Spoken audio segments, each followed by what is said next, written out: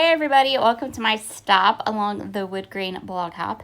This blog hop was put together by my good, amazing friend, Christy from Christy's Beautiful Life. I'm showing you my products for today. So we are going to play with lots and lots of wood grain.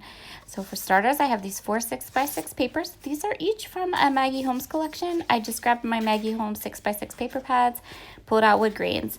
This is wood veneer paper from the Cardstock Warehouse. How pretty is that? This is the cherry one. Yep. I love it. It's so pretty. I have some white parchment paper from the Cardstock Warehouse because I want to be able to add a little bit of definition and fun to my wood grain die cuts. I'm going to use some vellum. This is a wood grain patterned cardstock from Altenew, which is really cool and different. You can kind of see here, I'm going to get it up really close to the light so you can kind of see the texture on it. And then we have this mirror cardstock, which you can see is like mirrored, like no one's business. That cardstock is from the Cardstock Warehouse, and I'm going to use that background as my cards, as my base. I am going to use my favorite gold thickers, and I'm going to use lots and lots and lots and lots of die cuts. So this is primarily a page of die cuts of metal dies and fun papers. So I have this maple leaf die cut or metal die from Honeybee. This one is from Simon Says Stamps. These two are from my stash. I have no clue where they come from, but they're amazing. I have these tiny hearts from Altenew.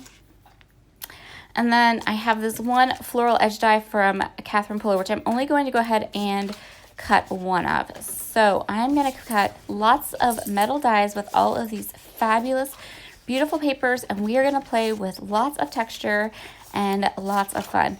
So you don't have to watch me die cut all this because boom, done.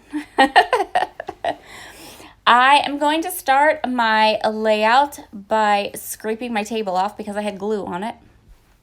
I'm going to start by taking that parchment paper from Cardstock Warehouse and matting my photo. I'm giving these really like chunky torn edge mats, and I think it looks really awesome. So while I do that, let's talk about this photo. This is a photo of my husband and I. It was taken during our fall kind of photo shoot. I've been doing photos from this photo shoot for a while, for most of the month of October, and I'll probably continue to do it for most of the month of November. I chose this photo for this hop because today, when this video goes up, is my 22nd wedding anniversary, and I thought, well, what better way to celebrate than to create a layout with me and my husband, right? Right, okay. So this is an old Creative Memories circle cutter. It's really big. I love it. I'm going to create a wreath layout. I want to use all these gorgeous die cuts that I've spent. Now, I do decide to splatter some gold splatter, but honestly, it doesn't do much of anything. And honestly, I don't even know why I bothered because, like, I cover it all up and it doesn't really make an impact anyway. This wood grain background paper is from Cartabella. It's from the Beach Day collection. Later on, when I flip it over, you'll see the other side is like all these fun beachy cut aparts, and I'm doing a fall layout with it. So always look to your B-sides. That's the lesson to learn from that. So this layout is going to be really kind of short in the video department, but trust me, it is not short in the creating department. This was a very kind of labor-intensive layout, simply because I had to die cut and glue together all those different pieces. So I'm starting with this die cut from Catherine Puller. I wanted to put it right beside my photo and kind of give it a place to kind of maybe set my title or to set some embellishments. And then I am going to create a wreath layout. I'm starting with these large die cut pieces from Simon Says Stamps. And so what I'm doing is I'm taking all of those large leaf pieces that I manually die cut, and I'm going to kind of manipulate them and push them around my wreath shape. Just like that, over and over and over again. And then this nice dark one that I cut from that kind of embossed paper, that embossed cardstock from Altenew, I'm going to place I cut it in half, and then I'm going to place it diagonally. The word I'm looking for is diagonally, because it is very dark, and so I wanted to make sure we had it balanced. it was one of the darker patterns. So I'm going to go with my next largest die cut, which are these honeybee stamp maple leaf dies, or honeybee stamps maple leaf dies. They're called honey cuts. I love this die. I love this die to the moon and back. It was an investment.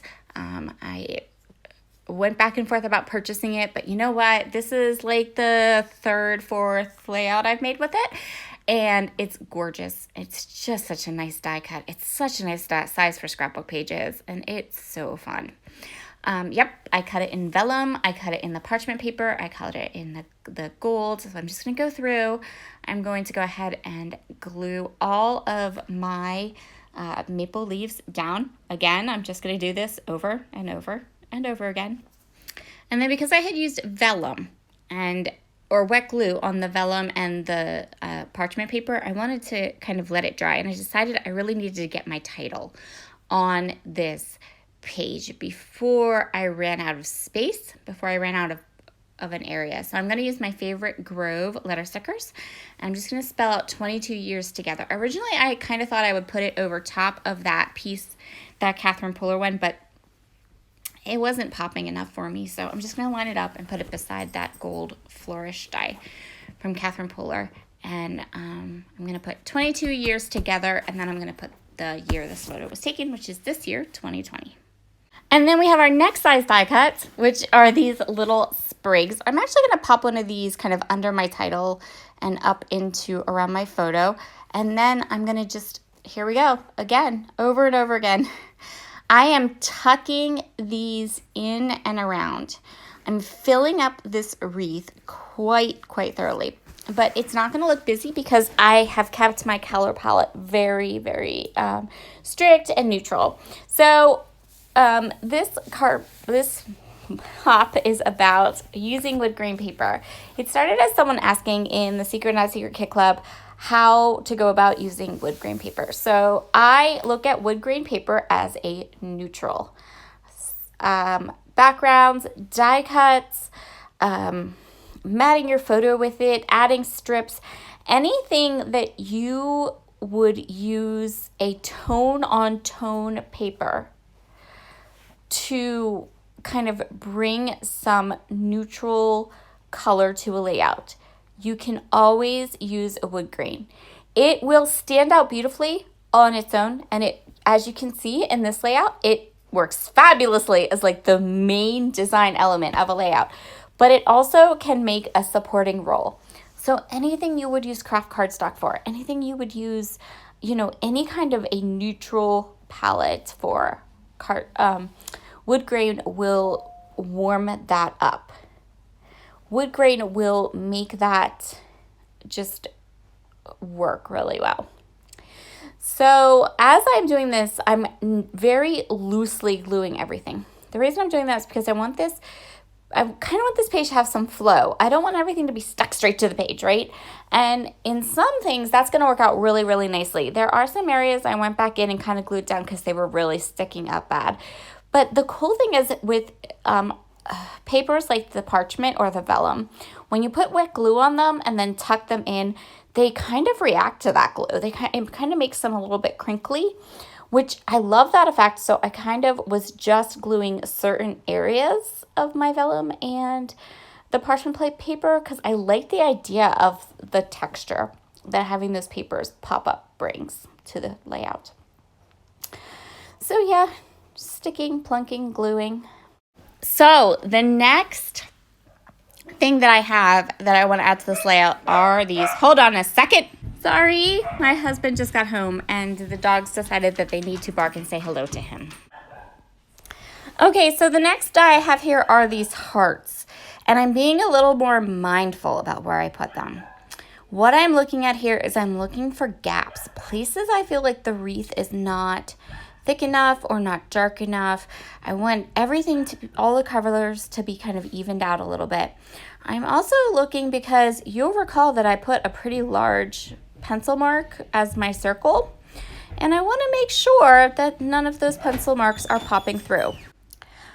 Okay, so that's what I'm doing here. Again, sticking and plunking. I think I used all but 3 of those little hearts that I die cut. And then I'm just going to trim off the pieces that are hanging off the edge, and you can see the crazy background of that lovely wood grain paper. And that's where we're going to call this one done. Be sure to take a peek in the description box below and hop on to the next YouTuber for some more amazing wood grain inspiration. We also have some people playing with us on Instagram, and it's going to be awesome. So be sure to take a peek and enjoy the hop. Bye.